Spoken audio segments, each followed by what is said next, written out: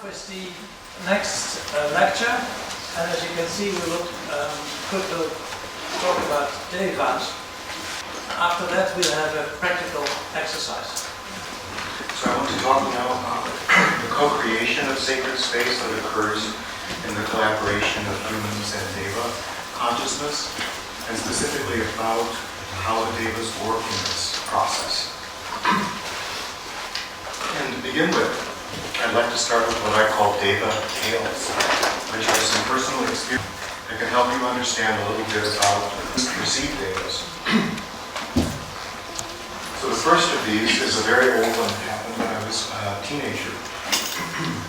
This first experience involved a tree spirit before I knew what a tree spirit was. So I was probably about 15 or 16 years old. And in my neighborhood in the Midwest in Ohio, there was an abandoned gravel quarry at the end of my street. And the street simply ended. There were no more houses, and there was this wilderness area that had been so for 30 or 40 years. And there was a very tall tree that I liked to climb into when I was that age. It was a place I could go to get away from my house, from school, from other people, and just be in nature and no one would know where I was. So I often climbed this tree when I felt troubled about something, and I always felt more peaceful afterwards. So one day I climbed the tree. I was probably 25 feet, 25 feet. How would that be? 8 meters, thank you. Okay. I can't do that calculation so quickly in my head. So I was about 8 meters, thank you, in the air. And I suddenly began to feel afraid, which was not an experience I had ever had in that area. And it was confusing to me because somehow it didn't feel like it was my fear, but I couldn't attribute it to a source. So the question was, where is this fear coming from? And I thought, well, it's possible something's happening in my family, or something's happening in the world, and maybe I'm having some kind of foreknowledge of it. So I finally experienced this fear so intense that I had to go home. And when I went home, everything was fine with my family, everything was relatively fine in the world, and I couldn't explain the fear. But I went back 2 or 3 days later, and the tree had been taken down to build a house. And so it took me many years to understand the idea that trees could have feelings, or that they had a consciousness, or that they could have some sense of their own life and the fact that it might be coming to an end. And so that was my first experience of a tree spirit.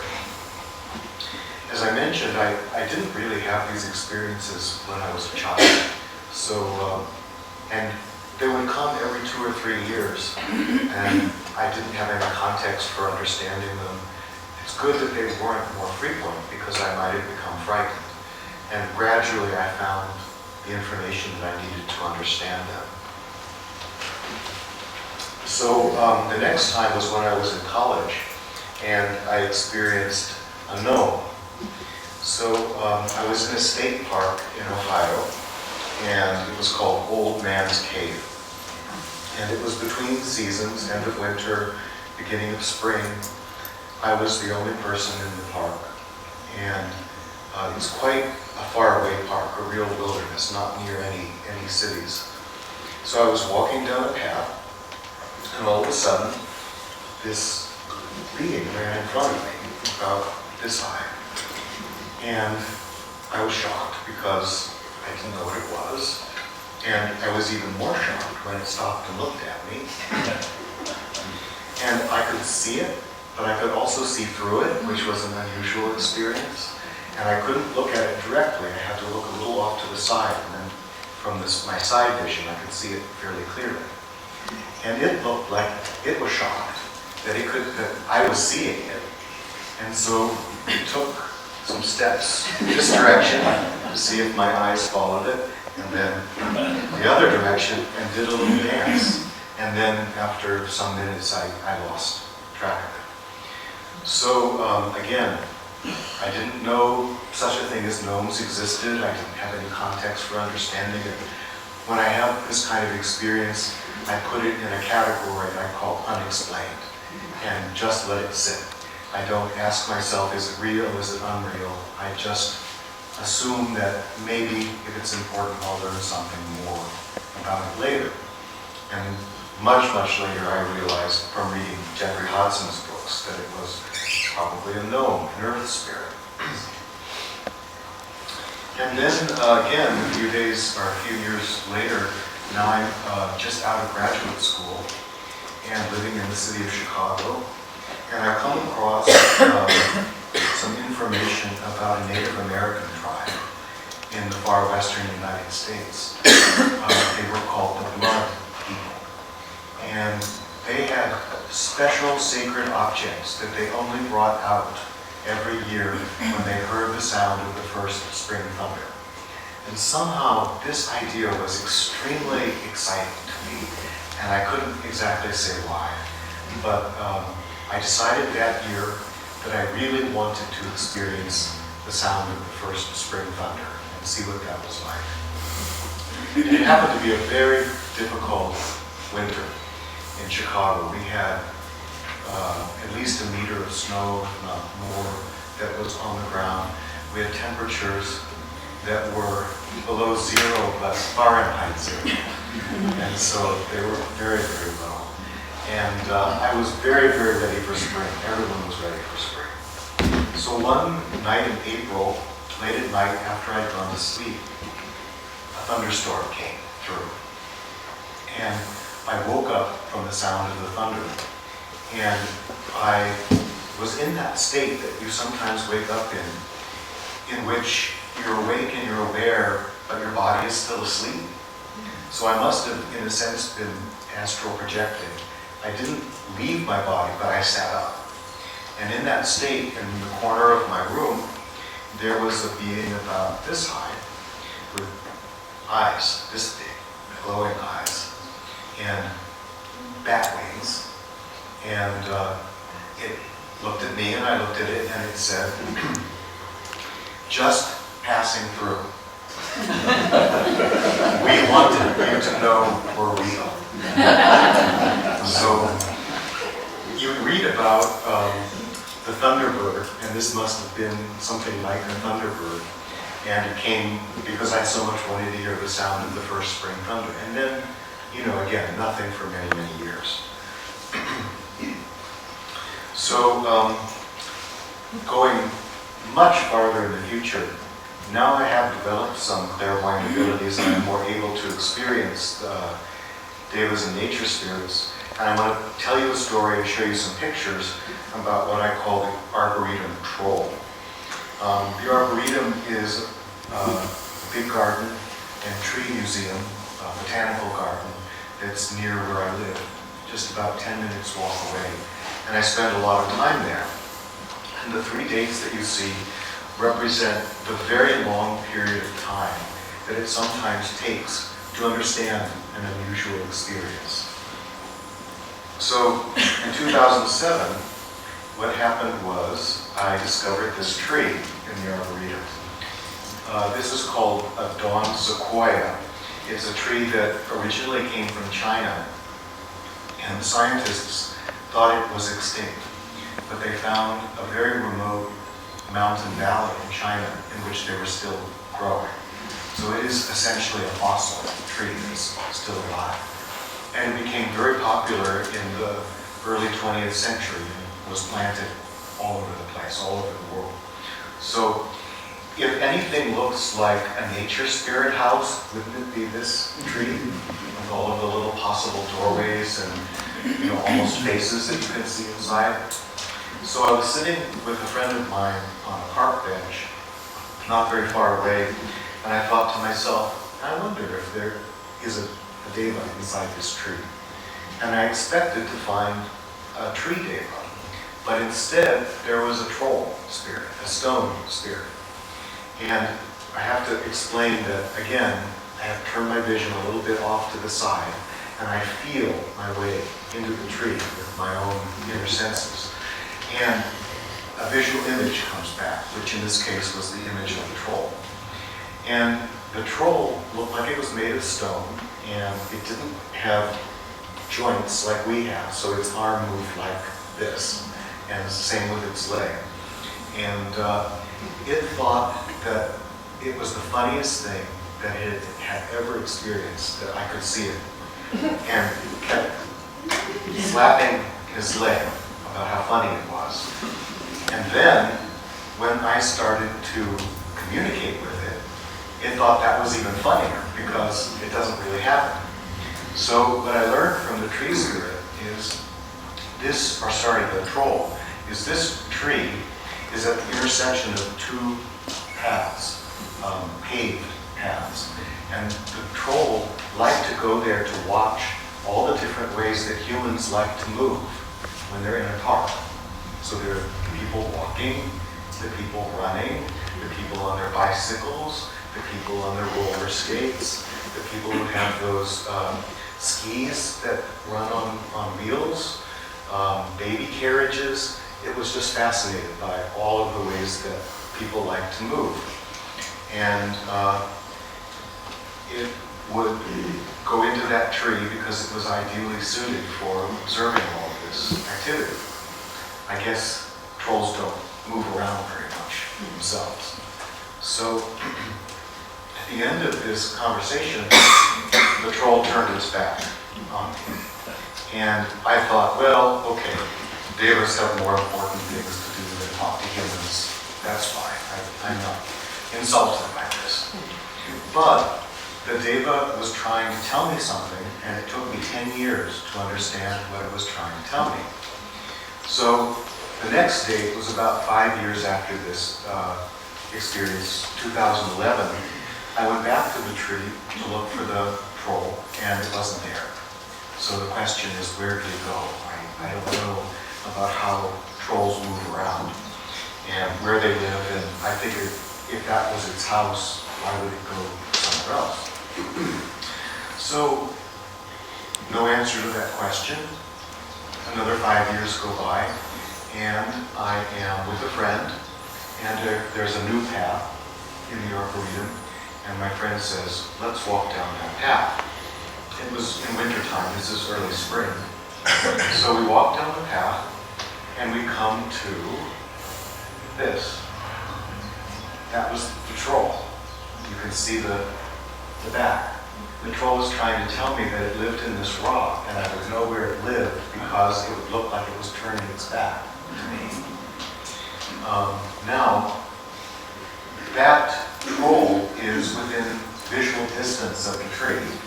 It's not a short distance, probably 10 or 12, 15 meters, something like that. So obviously it hadn't moved very far when it had gone into the tree. But the really extraordinary thing is, look at the front. It's nothing. Okay? So when that troll was trying to tell me where to look for its house, it was telling me, look for the rock that looks like it's turning its back to you. And I had no idea it was there. I had never seen it before. Now, when our current president in the United States was elected, as many people, I was very distressed by this. And the walk that I took that allowed me to see this troll was in January, so it was the month that he came into office in 2017. And when I saw the troll, I was very depressed in a way about the political situation. And the troll said, rock people, because they're very quiet and still. They wait a long time, and eventually everything changes. And he said, if you need to feel supported, remember, the rocks are always under you. They don't go away.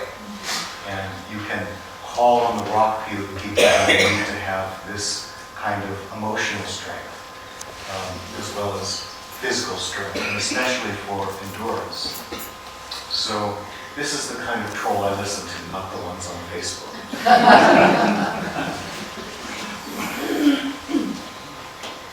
So, having told those stories, I can now say a few things about how it's possible to perceive nature spirits and devas. So these are some ideas of things to play with. The thing is, if you decide you're going to see one, and if you're trying to see one, and if you're making effort in that direction, you're in your mental body. And the mental body isn't good for this kind of perception. You have to be soft, you have to let your consciousness spread out a little bit. You have to be open and receptive, and obviously walking in nature is a good way to be open like that. But especially to be in appreciation. There's so much that we don't see when we're talking to other people or when we're thinking about something. And the funny thing for me about developing these abilities is when the nature spirits talk to me, I learn something that's not just what they tell me, but the experience of having them talk to me teaches me something. So one day I was walking in my neighborhood, thinking very, very deeply about nature spirits and how to communicate with them and how to have some kind of experience of oneness. And all of a sudden, a bush by the sidewalk said to me, "Look at me, I'm blooming."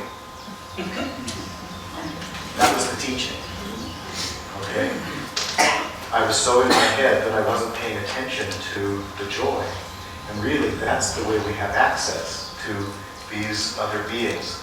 Through our appreciation and our gratitude, we experience joy, and then the things that they are doing, such as blooming, we have more of a connection or relationship with.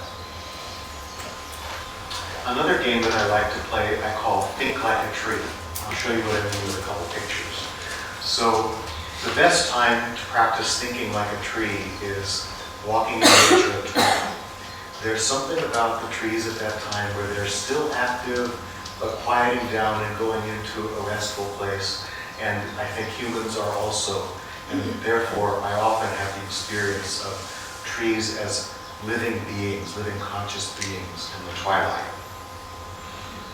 And I don't know why it is, but for some reason, beech trees are the friendliest. I don't know whether that's a personal friendship for me, or whether it's true of everyone. Pine trees are not so friendly. Oak trees are somewhere in between. Again, there may be a personal element involved, or it may be universal, I don't know. But I'm recommending begin with beech trees. And there are many, many wonderful old beech trees on this property. In fact, there's one trail that is completely lined on both sides with old beech trees. And you really feel like you're walking in a ceremonial procession past, the guardians of the forest in that area. And I want to make a differentiation between young trees, which are involved only with nature spirits, and the Greek word for that is a dryad, a tree spirit. But the old ones, like the ones I was just talking about, they become involved in maintaining the ecosystem. And usually a higher deva than a tree spirit is inside the tree in that case. And another one, if you see a face or a figure in a rock, just say hello. You never know what the response is going to be, and you don't have to say it aloud, so you won't necessarily feel silly about it. But I found when I was visiting in California, the giant forest trees, the sequoias there, I was very upset about something that had happened in the class I was teaching, and I wasn't looking up at the big trees, but my eyes were at eye level with the rocks. So the rocks were so high. And a lot of them had faces. And again, you have to pay attention to the teaching, so the faces were, And I'm thinking to myself, that seems to be my mental projection this particular class situation. And I don't know whether they would change or whether I would see different faces, whether it's purely a perceptual thing with my eyes or whether it's a being looking out of the stone at me, or all of the above. But again, there's a teaching there. And what I started doing was whenever I saw them, I started saying hello. And I think the strange faces got friendlier. And then the last thing is look with your inner senses and not with your eyes. So a lot is going on feeling. So for example, if you're walking down that aisle of trees that I mentioned that's on the property here, just let your consciousness spread out so you can have the feeling of being surrounded all the way along this walk with these great beings. And then look at the trees individually. We focus too much on gathering information through our eyes. Okay, so near where I live is a place called Jamaica Pond. It has nothing to do with Jamaica, the island.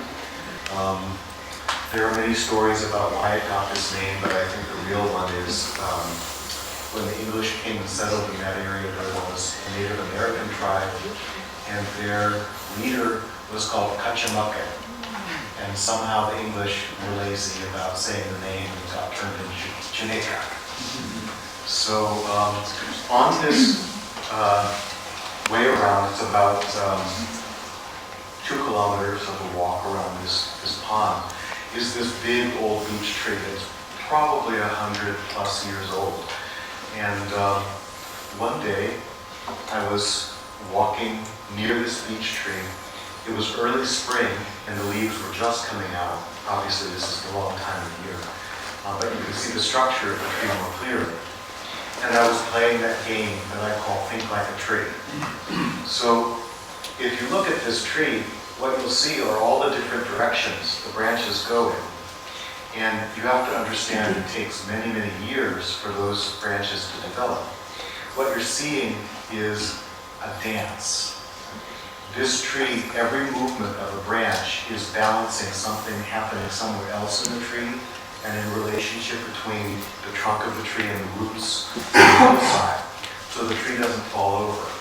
And so if you look at this and study it, you go into a state of consciousness where you realize every little movement is this very slow process of the tree thinking and balancing itself.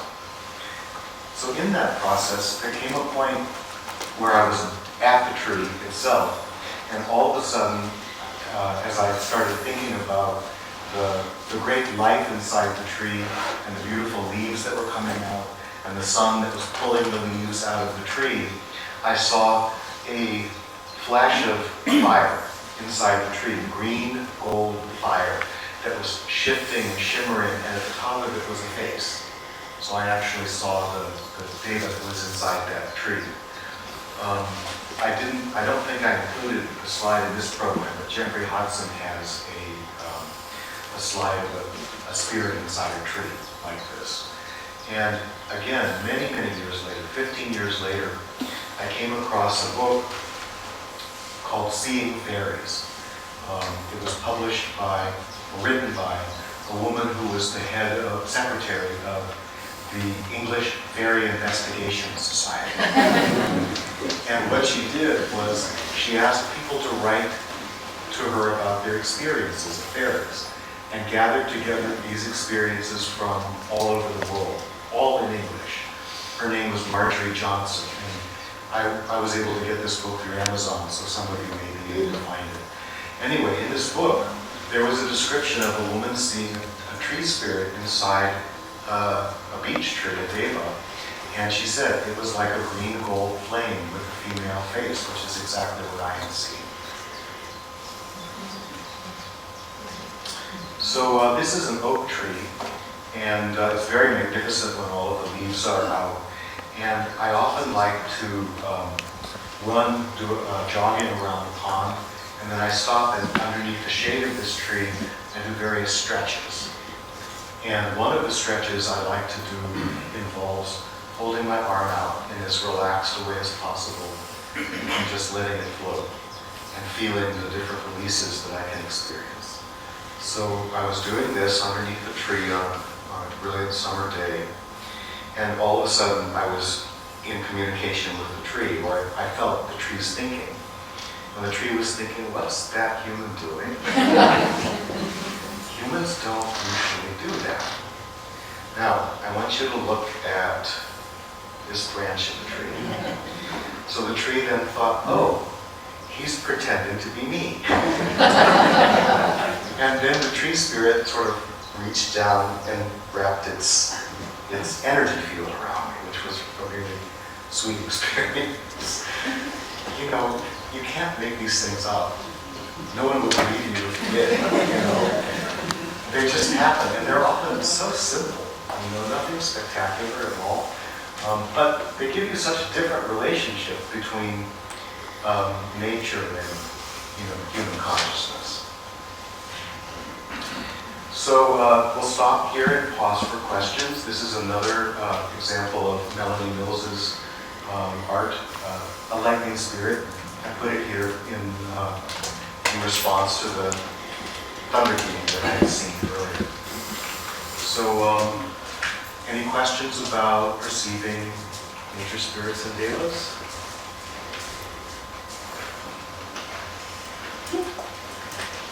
Here's one.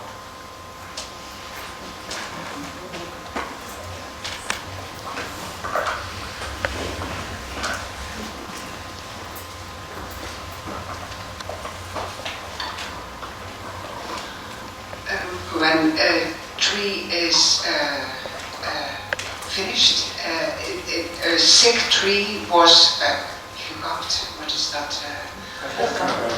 Cut down. And you use a piece of it.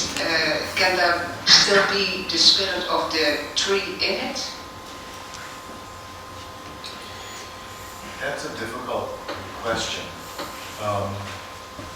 Yes, I think there can be a connection to the tree still. What usually happens is, and this is true of all forms of death and regeneration, and it's a basic teaching in Theosophy, is we have a division between life and form. So the life is the consciousness and the form is the body. So the Deva in this case is the consciousness and the tree is the body. And one thing that we humans often forget when we think about death is that in order to progress, to grow and evolve, we grow out of our bodies. And the body has to be broken for the spirit to be liberated so that it can then come into a new circumstance, a new body that is fresh and that may have new possibilities different from the previous life. So I think the same thing happens with devas. They have a much longer life than humans, but the body will break like a tree that's dying, and then the spirit is liberated for some time after that, and it needs to find a different experience. It will go into another tree. It may be a nearby tree, or it may be someplace else. Other devas, higher devas, would be involved in deciding where that tree reincarnates, so to speak. Just as we humans have angels who help guide us through our process of reincarnation. However, any powerful consciousness force can become embedded in a physical object. The thing is, if you have this piece of the tree and you remember the tree, the link is still there. I'll talk about these links later in my presentation.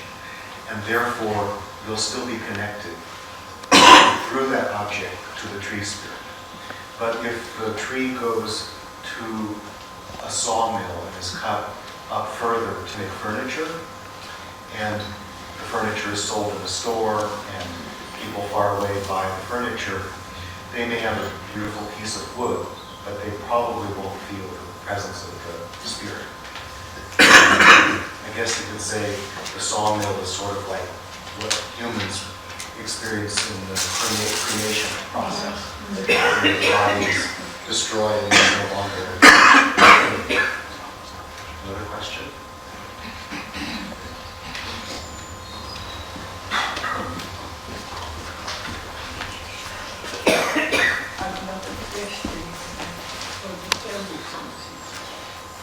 Can Can you wait until this person has a chance to speak? Thank you. What I'm wondering about is that there are also places on this planet which feel not so nice and friendly, where there's a lot of darkness. For instance, a place like Sarajevo, where several horrible things happened, the First World War, the Balkan War. Can you tell a little bit about this? So I haven't directly myself been to those places, so I can't speak about the experience, but I can speak about a place where I've gone where the Devas were turning away, so to speak. So last year I did some teaching at a spiritual center. I won't tell you the country or the place because somehow that would be a problem, perhaps a legal problem for me. So in this space, it's very beautifully made. You go up a grand staircase. There's an enormous, beautiful Buddha that you pass as you go up to your bedroom. So of course I greeted the Buddha when I went up the stairs. The Buddha was not happy about anything. It wasn't anything I took personally, but it wasn't happy. So then I heard from some people that there were some beautiful old trees nearby. And I thought, oh, I'll go say hello to the trees. And these trees were 200 years old, I think. So I went to the trees, same thing. Absolutely closed. And as I went around the property, there wasn't any real open, clear Deva activity. And what I discovered by some investigation that I made clairvoyantly and some questions I asked is that behind the spiritual retreat was a kind of cult, and that cult specialized in teaching Tantra, and that in those Tantra workshops, people were freeing themselves of a lot of guilt.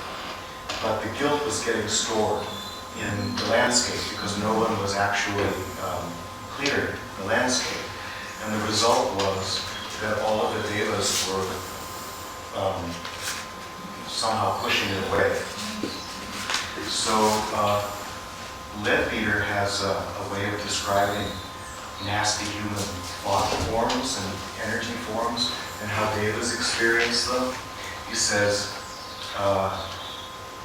first of all, before I say this, do people know what a cesspool is? Yeah. Okay. Does anyone need to? Okay. Can someone? Okay. Deva. So Leadbeater says that the way Devas experience nasty human energy is a cyclone going over a cesspool. So this is why the Devas withdraw, and someone needed to go into that area and do some cleaning. Now, that's a very small area. It's very different from the kind of violence that happens in a battlefield, but I imagine that there's an analogy there.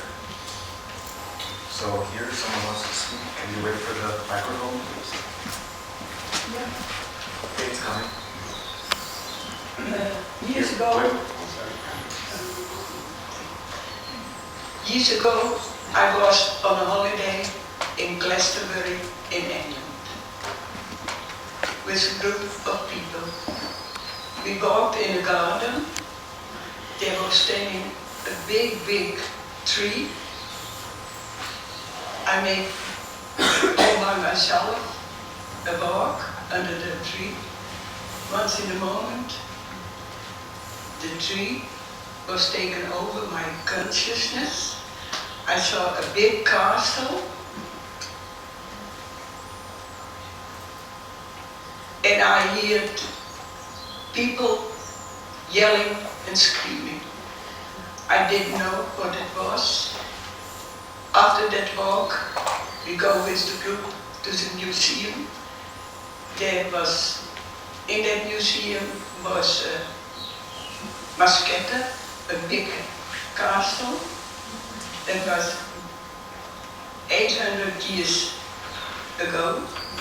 There was being a fire in that castle, and the people I were yelling and screaming were in the prison under the castle where there was a big fire. That was my story. Yeah. If the tree itself was not that old, as 800 years, which is possible, of course, it could be so old, there could be a PowerPoint data in the area that would hold the memory of that. And this often happens, I think, with battlefields and other similar places. And sometimes they need to be cleaned also because it can be a very depressing effect. In the city of Cambridge, near Boston, in the central square, somehow this was always the area for the drug addicts and really depressed people and people who were homeless and so on. And it becomes gentrified, so always more expensive stores, more expensive houses, and somehow those people are always still there, you know, and it, of course, is a city problem, but it's as if the energy of the place is so imbued with this heavy, heavy, dark, no one is looking out for me state of consciousness that no matter what improvements are made, it stays. So I haven't found the point that may be involved there, but someone needs to clean it, I suppose. And then it might be more uplifting, and who knows, it could inspire people to change their lives and so on. Another from here?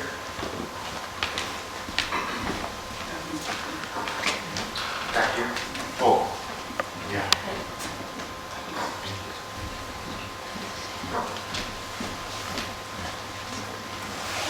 I'll take just this one more question before going on. Okay, you mentioned this cleaning a few times, and I was really curious how you go about cleaning an area. So that's my question. The great danger for people who are sensitive or empathic with respect to beings and energies is that you bring it through you, which can be damaging. So what I learned was creating something that is called a grounding cord.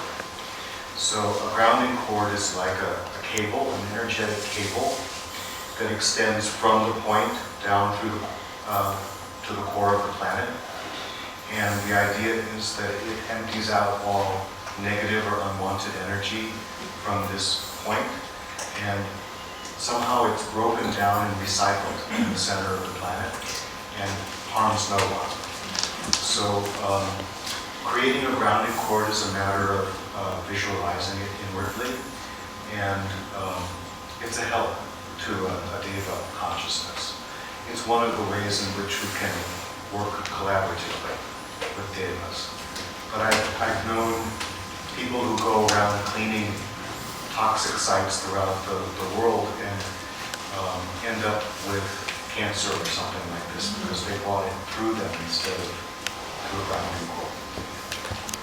So that's only really the beginning of the answer. So that's the last question. I'll go on. There'll be other opportunities to ask. So HPV is H.P. Blavatsky, and I wanted to bring forward something that she said about elementals, which are the lower ends of the Deva hierarchy or Deva evolution. And in particular, as I bring this out line by line, I want you to notice the mystical elements that are involved. Because as I described it earlier, you'll see that she's very responsive to the energy. So she says, an elemental is a center of force, without intelligence, without moral character or tendencies, but capable of being directed in its movements by human thought, which may, consciously or not, give it any form. So notice what she says, center of force, that's the energy perspective.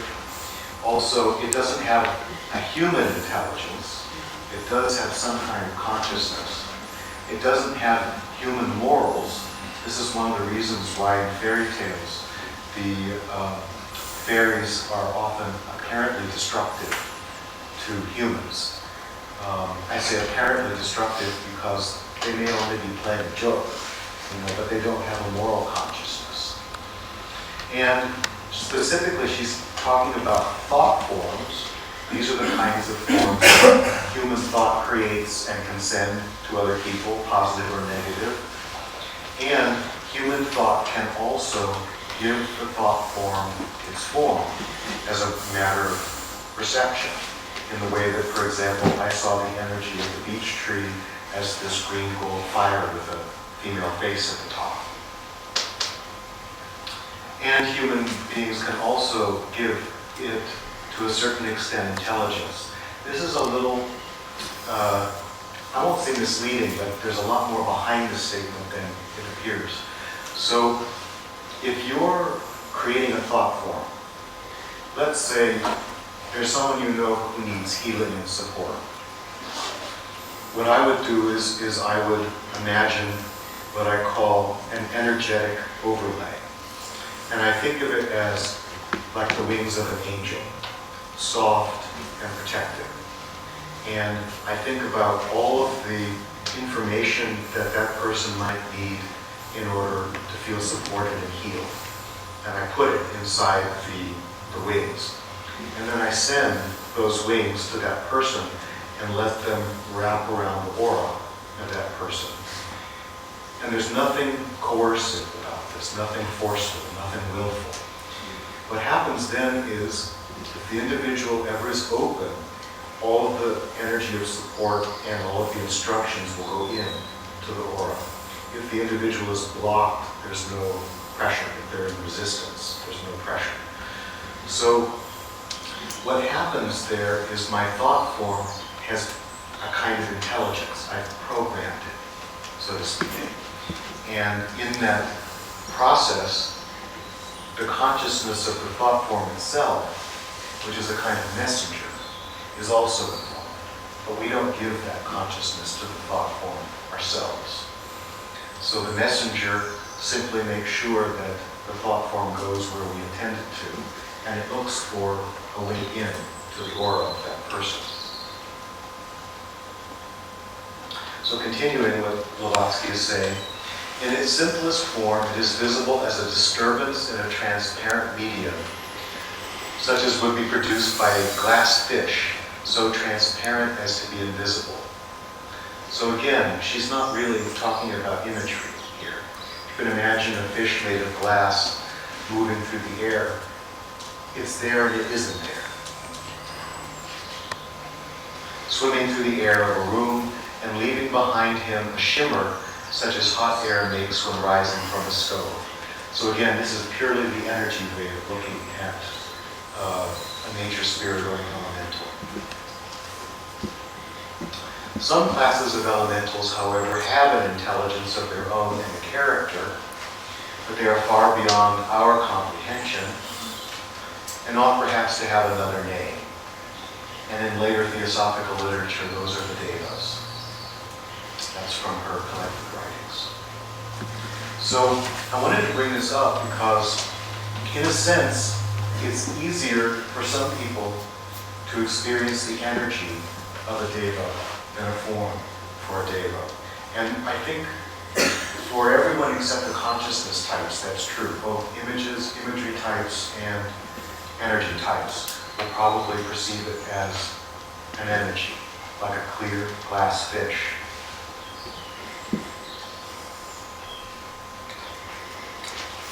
So in order to perceive PowerPoints, these are some things to consider. Something I noticed when I was in high school and didn't realize until much later what it meant is that our thoughts have direction.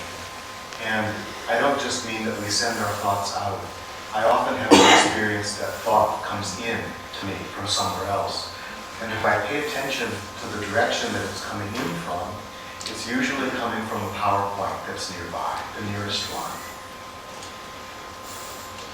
So you can also perceive a PowerPoint by noticing an alteration in your consciousness that increases towards the center of the PowerPoint.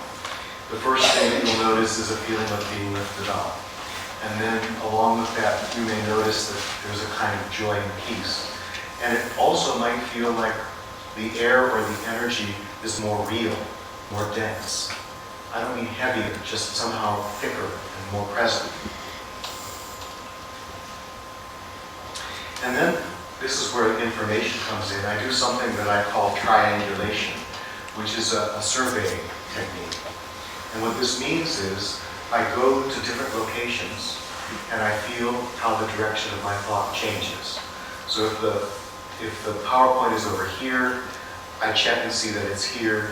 Then I go to that corner of the room and I check to see the direction of my thought, and it points back in this direction. And eventually I find the intersection of those, and then I'll go and stand under it. And if I have this experience, feeling like I'm at the center of the universe, there's a sense that the landscape that I'm standing in radiates from that point.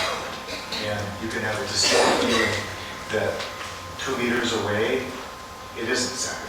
But standing in that point, it spreads out around you, and you can almost look and see lines radiating from that point, and the trees and other features of the landscape lining up with those lines. So there's a place here that I learned about yesterday called the Cathedral. Yes, is that the name? Okay. It's a grove of beech trees, and right now there's a pile of sticks that someone has put more or less in the middle, and unintentionally, or perhaps unconsciously, marking the center. And I took some people there last night so they could have the experience of standing in that point. And maybe if you have time before you leave, you can have that experience. I'll tell you that on the path, if you find the cathedral, there's a bench built next to a tree. There's the pile of branches, and then on the opposite side of that pile, just a few centimeters away from the pile, is the center point. And you can play around with feeling whether you've actually gotten there. So going back to Pumpkin Hollow again, this is a different view of the PowerPoint that I was talking about there. And it just gives you an opportunity to see a little more clearly how the tree was avoiding the PowerPoint as it grew. Okay, so now I want to talk about the co-creation of links between physical and non-physical reality. And this is a fascinating subject that I haven't seen much written about. So an object or a place becomes perceptible to the Deva evolution through conscious or unconscious human actions, feelings, thoughts, and ideals. I should have added that are constantly repeated. So a Deva is essentially blind on the physical plane unless we do something that shows up on their level of being. I'll explain that in more detail in a moment. When we're feeling love, reverence, when we're using something, a space or objects intentionally through habit or ritual, the consecration of a space as by a priest with a ceremonial blessing, and invocation as through magic. All of these things cause energy to be visible to Devas on the astral plane, and that's the beginning of creating a link between physical and non-physical reality. So I don't know about how it is here in the Netherlands, but there's a long tradition that includes my father in America of loving your car. Okay? So loving your car means every nice day on Saturday when you're not working, you're outside and you're washing the car. You know? And then you have a drive in the country, which feels somehow pleasurable in your clean car. I never understood this. And some people give a name to their car. So what I found over the years is that when people treat their cars this way and give it a name, the car starts to show up on the astral plane, and a Deva sees it as what I call an astral birdhouse. Okay? It's a place for a Deva to come in. Right? So the Deva goes into the astral birdhouse, and then the car lasts forever. It goes way, way beyond the length of time it should stay functional. And this is especially true in the north, where we have to deal with snow and salt on the ground. So it's really quite something. And this can happen with anything in your house that you especially love, something that's connected to sentimental feeling of a relative that's no longer with you, or something that you use on an altar for meditation. It even happens with computers. So I had a desktop computer for nearly 7 or 8 years that never needed any work. It functioned perfectly. And when it finally broke down, it was one upgrade from Microsoft too many. It broke and that was the end. So as I was getting ready to move into a new computer, I was breaking down my connection to this computer. I created a visualization in my mind and I allowed it to dissolve. And in my visualization, there was this little being standing like this, saying, "I'm naked," because I had taken its body away when I dissolved this form. So I invited it to go into the new computer because I had a new desktop computer, and now that one's 10 years old. And I've turned it off so it can't be updated anymore. So Devas can move from one thing to another. All you have to do is ask or invite them. And again, whoever thought of little beings inside of computers? So this amplifies what I was just explaining the story for. A nature spirit or deva perceives the object or place as an astral birdhouse and occupies it, thus linking the physical and astral planes. And this is an example again from Pumpkin Hollow, a link in this case that was established through conscious collaboration.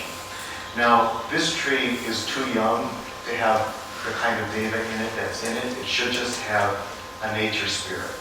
But where this tree used to live, where this tree is now, there used to be a very beautiful old apple tree. And Dora Van Gelder, who was the clairvoyant who established this Pumpkin Hollow Retreat Center, would often teach the classes under that tree. So the tree acquired a special energy. And when the tree died and needed to be taken down, Dora, I don't think, was any longer alive. They planted this tree, and they built up a form inwardly, asking the deva from the earlier tree to go into this one. And it worked. It has a very beautiful presence that spreads out through this area.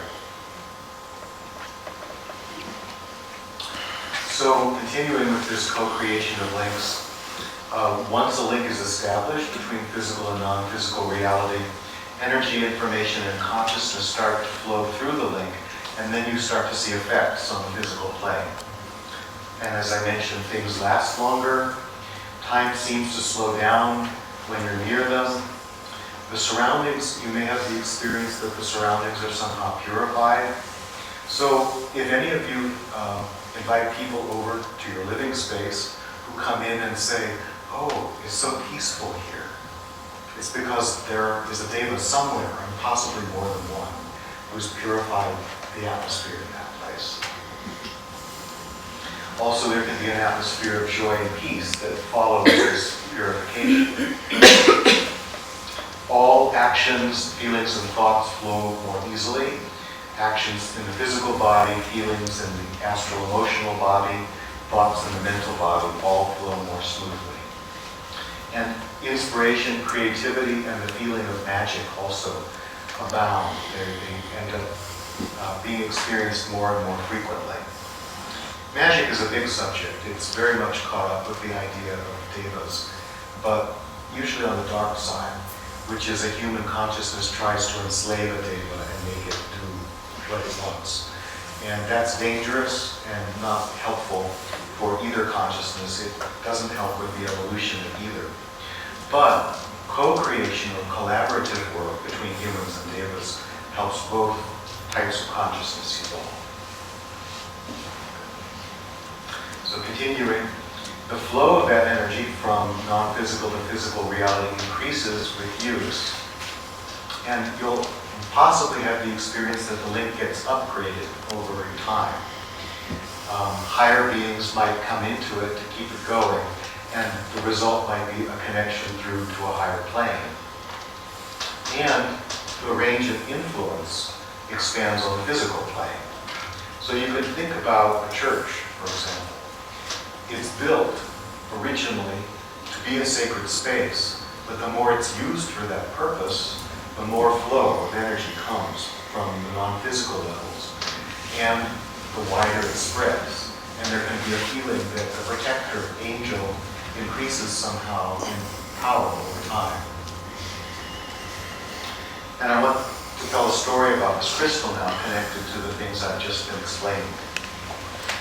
I learned about these connections accidentally. What happened with this crystal was in 1981, I was in the western state of Montana, which is a very wide, open, wild state, and with a friend, and I suddenly said, let's go down this road and see where it takes us. And it took me to a rock shop, and the rock shop had several of these, and I was told that they were found in the roots of old trees that had been blown over by storms. So I bought it, and for many years it was just a rock that I had in my house. When I started teaching classes in psychic and spiritual development, I wanted to have a little ritual that started each class. And what this meant was every person in the class would hold the stone for a moment, and whatever heaviness, whatever dark emotions, whatever negative thoughts they may have had, they could put it inside the stone.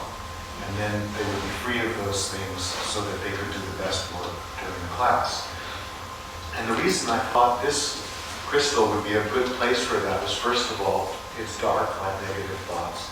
But all of these facets are, in a sense, closed. They're not clear. And it seemed to me that if you held it, like I'm holding it in the picture, it would suck out of you whatever you wanted to let go of, but it wouldn't go out into the room through the top.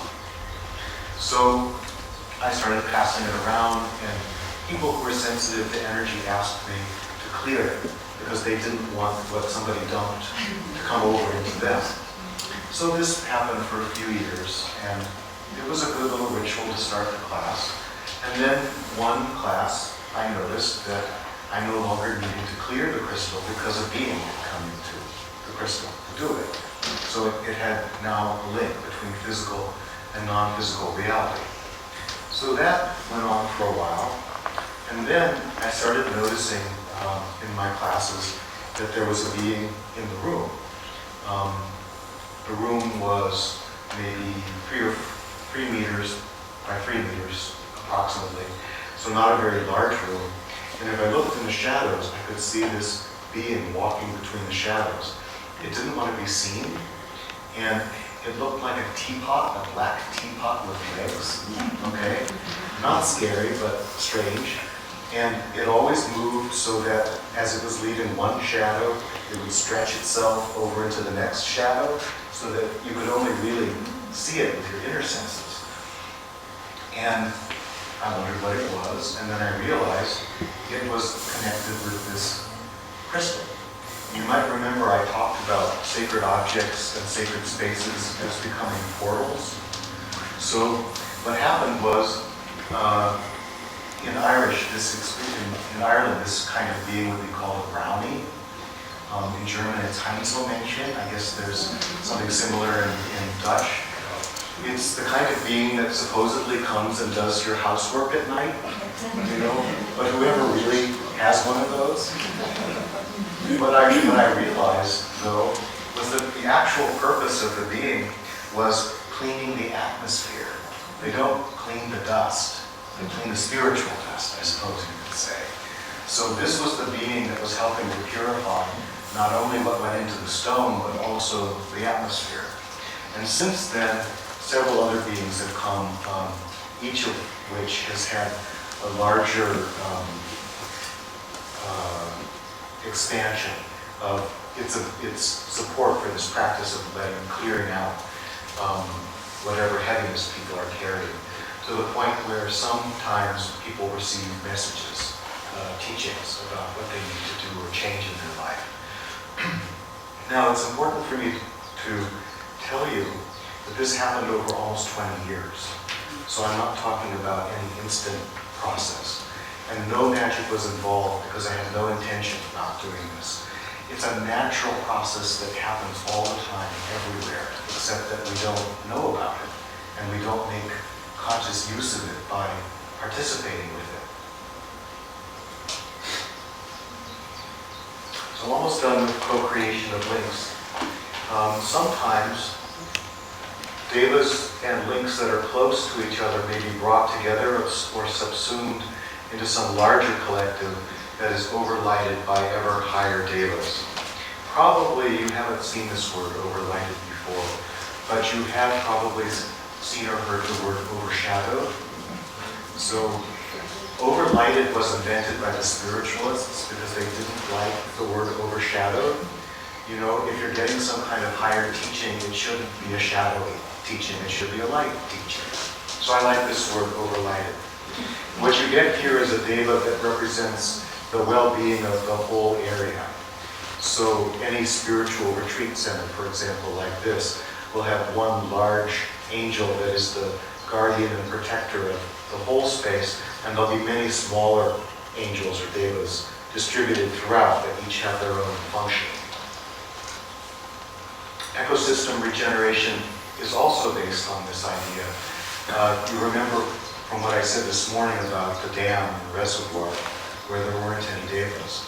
At some point it becomes a natural ecosystem, and then devas will start to show up and build that set of connections. And temple complexes can also happen where there are relationships between buildings. Okay, so I'm going to use an example here again from Pumpkin Hollow.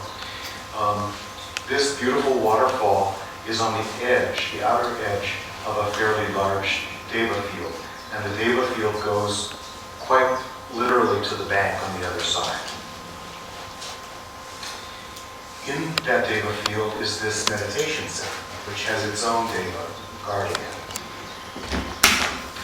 And the center is this area that somebody has marked with a little garden.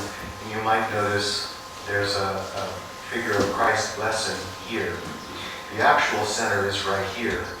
Again, somebody had the ability to sense the existence of the PowerPoint and build this up around it. So this deva is probably about 15 meters to 20 meters high, and I think it extends farther than that on all sides. So it's a kind of temple complex, I guess you could call it. Here's another view of it, and you can see more specifically that the individual marked the center with this piece of wood.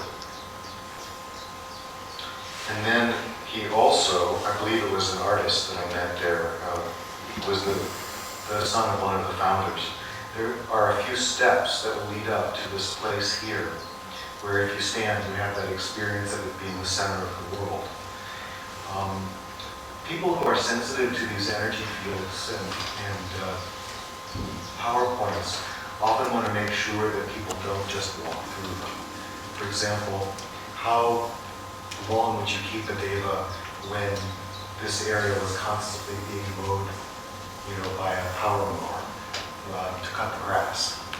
The noise and everything would drive it away. So this protected space in the center is created to make sure that the deva feels comfortable and has a strong connection through to the earth. So just a couple more slides, and then we'll have a few questions, and then we'll take our break.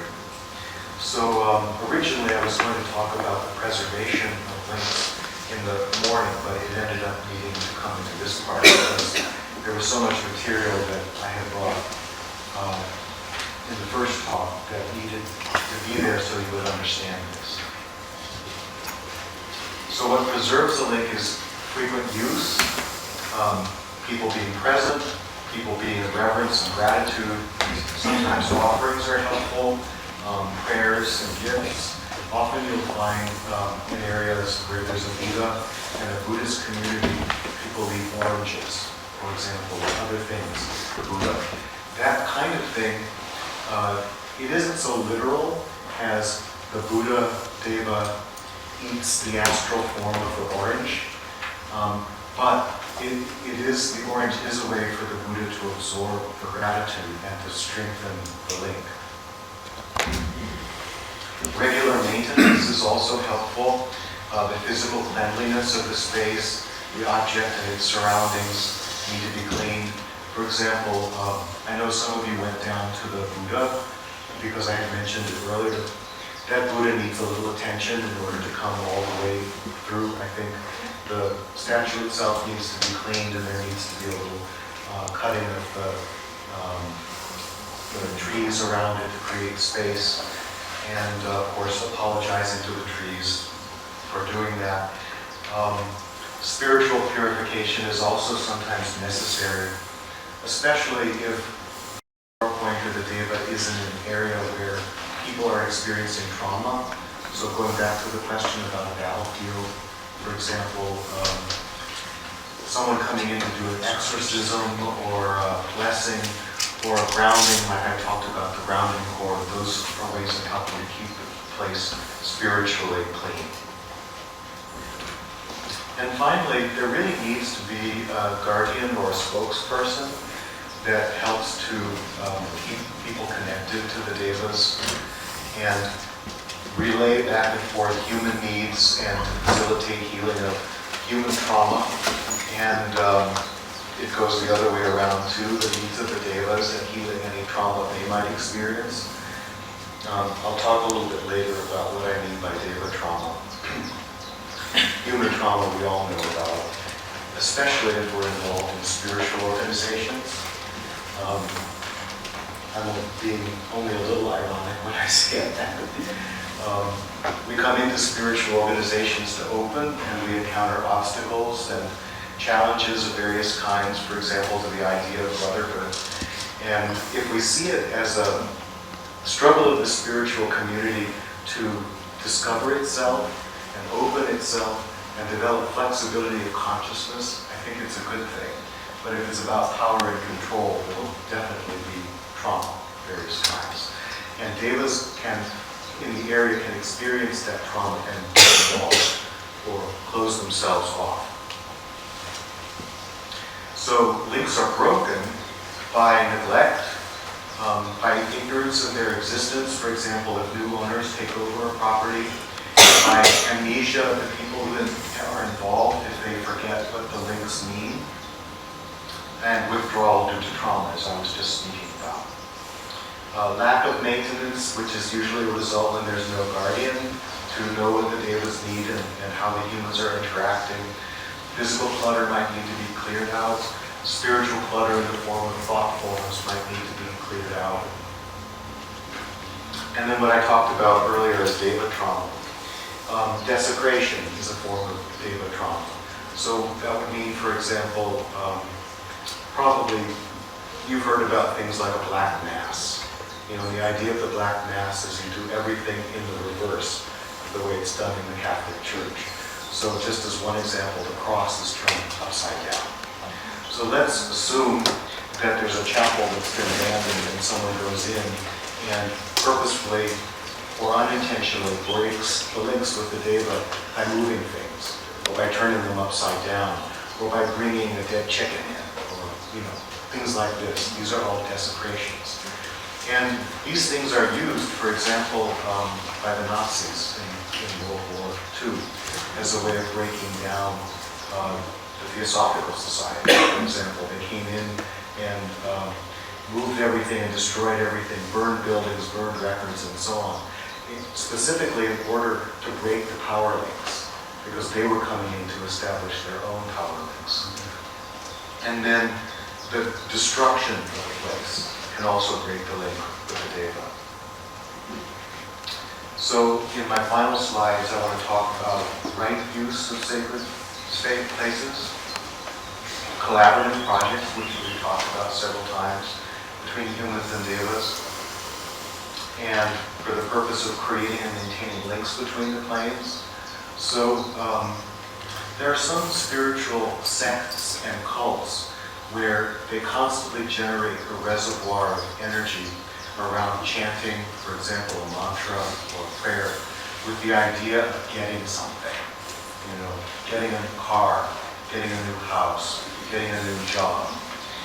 All of what I'm talking about will function to some extent in connection with people who are doing this, but it's not about the power of the mantra.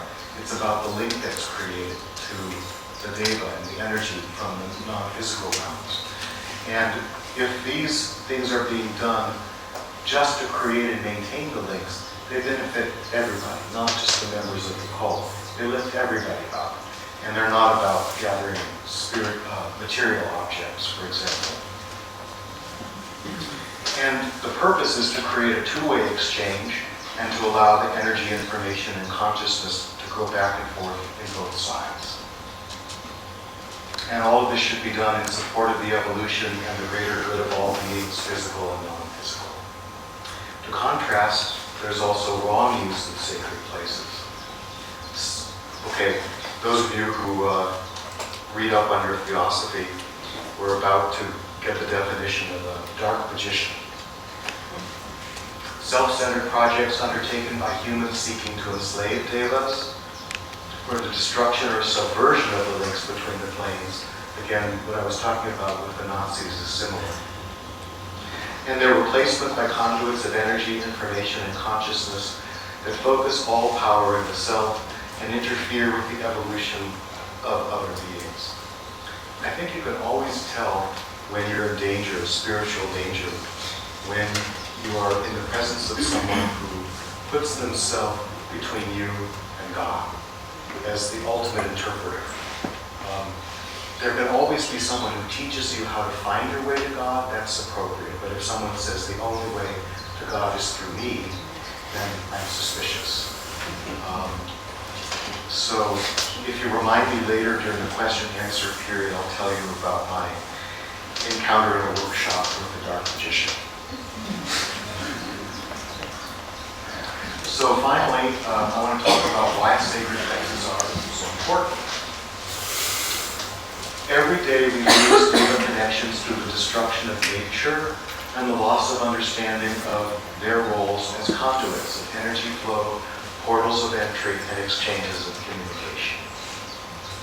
Our experience becomes ever more material as we lose the links devas create and maintain between physical reality and the higher planes. It becomes ever more difficult to think, feel, and act creatively, to manifest what we need as if by magic, without the collaboration of the devas. Physical reality becomes less alive and appealing, ever more drab and dull, without renewing ourselves in the joy, beauty, and peace of nature and sacred places. We must learn how to perceive and preserve sacred spaces and work collaboratively with devas to restore and create new ones.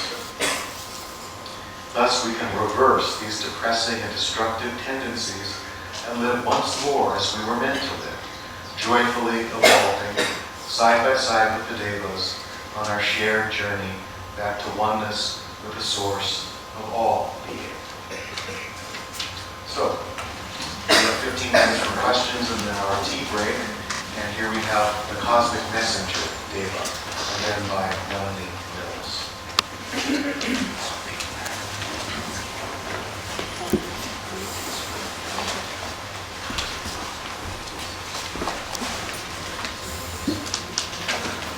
Okay, question has been given to me.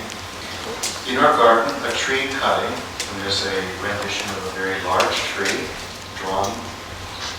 And now a new tree is growing out of the old tree. So there's another rendition of a smaller one growing out of the stump of the old one. Is that the same deva? I would say yes. Because the roots of the trunk are still there and somehow still alive. And supporting the growth of the new tree. Clairvoyantly, it might seem as if there's no difference between the old one and the new one. I can't say because I haven't actually been there. usually you can tell with a new tree that it's simply young and immature. It doesn't have the ability to carry the power of the Deva. But with that old stump there, I think definitely there could be, the old Deva could still be there. So, any other questions? Here's one. It's not exactly a question, but when you told the story before, I said to my friend, can it be a question of the bamboo we have? So I said to her, I had a bamboo tree in a pot, but that didn't flourish very well. It was too big by in the house. That's an experience of about 3 months ago. And I said, for me it's too big. Can it? Oh, she said, I like to take it, so I have a place for it. So we put that bamboo tree of bamboo in her house, and new pot and new earth, and it was flowing and growing, and it was so wonderful. She said, oh, it's wonderful. But then it started to go down, the leaves and the things, and we had, she was very sad. She said, tell you it, so I tell you. What can I do? What did I do wrong? She had all the things taken out, the soil, the things, new soil, and then he said, yeah, we don't know. And suddenly I was, some days ago with her, I said, but look, you have small things coming out. They have not that yellow thing, but that is green and alive. But then you told that there can be, the Deva spirit can come out of the earth new, but is still young, or has to be. So I think I have to tell this because we both had that experience. I know. Yeah, so we hope that the Deva will manage, that we help. So the root system is really important because I learned within the last year or two of a place in the state of Utah in the west of the United States that has a grove of trees that is 80,000 years old. And it's a kind of aspen tree, sort of birch tree. And what happens is it grows by cloning.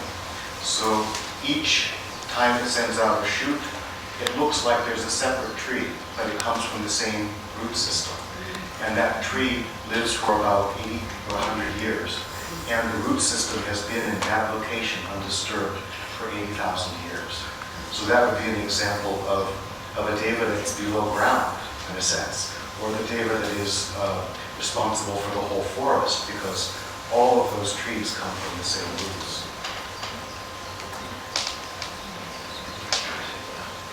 Another question? We'll come back. Is there anything known about Sedona, Arizona, as a city of light, PowerPoint maybe? Oh yeah, I thought about including some slides of Sedona. There are some very powerful PowerPoints there. It's a place I have visited. Bell Rock, for example, is one of the most spectacular ones. And I think those are the kinds of PowerPoints that are in the structure of reality, as opposed to the ones that are brought in by humans. I won't say any more about that. Yeah, it's a beautiful place to go to experience higher vibrations. So there's another question here.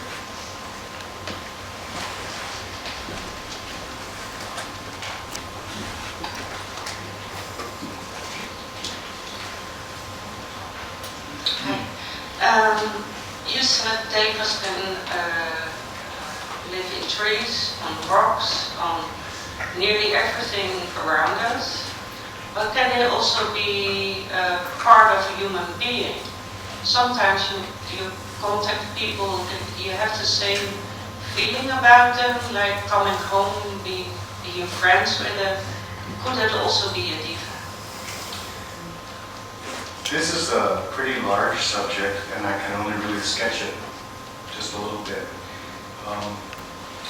We humans have relations with Devas in many, many ways. So if you have a high ideal, something that you strongly believe in, that you are willing to pour time and energy into, that ideal is like a container that exists in your aura. And the Devas from a higher level of being corresponding to that ideal will come and live in that container and create a connection through you. And the energy that comes from the Deva then inspires you to do action in the world to spread that ideal everywhere around you. And if you ever meet people who are almost fanatically energetic about doing this, and I don't mean fanatic in a bad sense, and you ask yourself, where does their energy come from? How can someone do so much? It's often because of this Deva link through an ideal. So that's one way. It's not the way you asked about, but that's one higher level. In a sense, all of us humans are part Deva, but it is through the lower kingdoms of the Deva field. So this is the subject of elementals, and in Theosophy they talk about each of the bodies, our physical body and our subtle bodies, having an elemental. So there's a physical elemental, an emotional elemental, a mental elemental, and I believe there's also a soul elemental. And what this means is, when our consciousness incarnates and we take on these different bodies, our consciousness, a human consciousness, is linked with a Deva consciousness, and that Deva consciousness is an elemental. And the elemental holds together the body consciousness. It's easy to understand, for example, that the physical body has a body consciousness because all the individual cells and organs work together. But the same thing is true in a subtle way with the emotional body, with the mental body. And these elementals are primitive. They like really strong experience. If they're fed properly and if they're cared for, they're like good workhorses. But if they're not cared for, they end up creating problems. And I'll only use one example. Probably we have all experienced someone who is a perfectly nice person, but over time an emotional charge builds up and it gets stronger and stronger.